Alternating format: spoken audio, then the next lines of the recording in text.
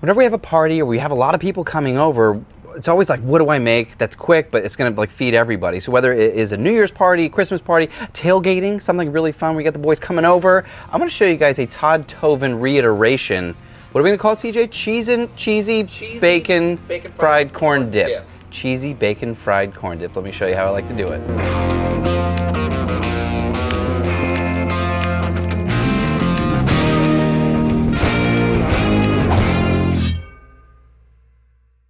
We're gonna start with our bacon. As usual, I'm using Wright's thick cut bacon. I definitely would suggest a thicker bacon here. CJ and I talk about this all the time. If I'm using thin bacon, it's only to wrap stuff. But if I want like chunks of bacon, what bacos? Was that what we're talking about, CJ? Yep. Bacon bits. Bacon. If we're making our own bacon bits, I want a thick, hearty piece of bacon. So thick cut, and cook those extra crispy. Makes it easier to chop up later because we do want a ton of bacon, but we do want those bacon pieces to be, you know, bite-sized and kind of small because it's going in a dip. While the bacon is cooking, let's get to our vegetables. We only have 2 here, or 3 if you consider cilantro a vegetable. Just, you know, red onions. We're gonna cook a decent amount of red onions here, but make sure they're small enough to be dippable. But the onion, the corn, the bacon, they're all gonna play really, really lovely together. Also, this next part, you can skip it if you don't like the heat, but a minced jalapeno is really, really nice in here. The heat, it's kind of like a traditional dipper thing. You've got to have some heat. Also, we can't forget the lime juice. We're gonna have some lime juice in there as well.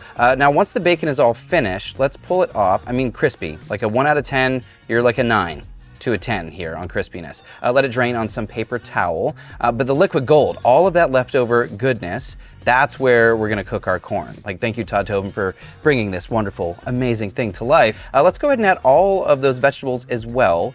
Squeeze a lemon juice, add some seasoning. Today I'm using street taco, but use whatever seasoning that you like, and give that a good mix.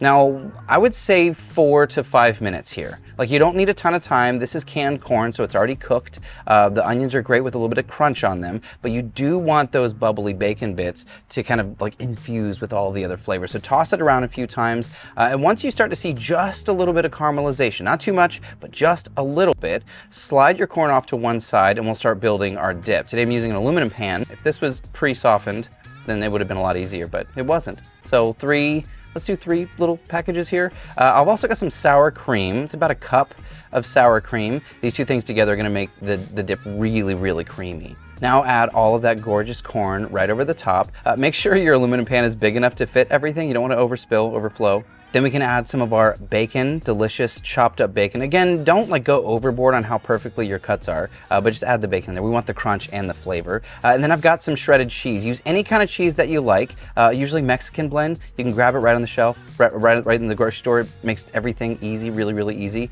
Give it a quick little mix and cover it with a dome. Now we're on low heat. We wanna give the cheese a chance to slowly melt to give us that nice dipper consistency. You know what I'm trying to say, right, CJ? Totally. Now after about 4 or 5 minutes, you can't pull the dome off. Check it out. If it's not quite as dippy as you would like it, you could add a bit of milk to thin it out just a touch. CJ gave me a great idea. If you want to use the liquid from your pickled jalapeno peppers, it's another great tip you could do here. You're welcome. A splash of milk and a mix. Pop that dome on for another 3 or 4 minutes.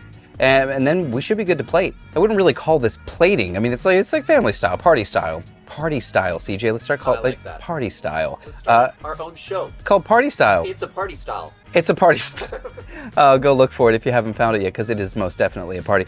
Garnish with whatever you have left, or anything fun that you like. I do like to add a bit of smoked paprika and tahini, just to add that top layer that's a different flavor of everything else that's underneath it. It just makes it for really fun. And Cholula, whatever hot sauce you like, it just makes it look pretty. A little bit more heat. That's how I like it. Serve it with chips. Serve it with pita chips. You can serve it with bread, but it's a dipper. The point is, too easy and too delicious not to try it. Speaking of trying it, I'm gonna try it. Okay, here we go. The dip test. Again, using the milk. Maybe I should have gone dippier. Using the milk thins it out. Oh yeah. Yep.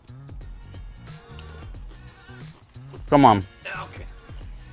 Someone in the back was like, I'm coming in for this. Yep, I am coming in for this. We'll see how you did. We asked this question a while ago.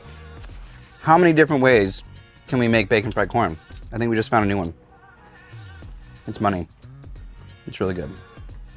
That's all right for a beginner. If you don't know this about CJ, he could live on chips and dip. Would this make the list? Uh-huh. This would actually be good like in a burrito or in a Crunchwrap. The Crunchwrap. With Medium. some Taco Bell hot sauce. Yeah. Nope. Cross the line, Ethan. You crossed the line. There you go. That's a fun one. If you haven't made bacon fried corn, check out Todd's original video. It's a really easy, fun one. This is taking it another step further into some fun new territory. Thank you all so much for watching. Let me know down in the comments below, what would you like to learn about in the future? Do you guys want to see more weeknight hacks, more fine dining, more fish dishes, please? Even though no one watches them? Nah, dude. That salmon salad was so delicious. It was not. No, it definitely was. It was really good and nobody watched it.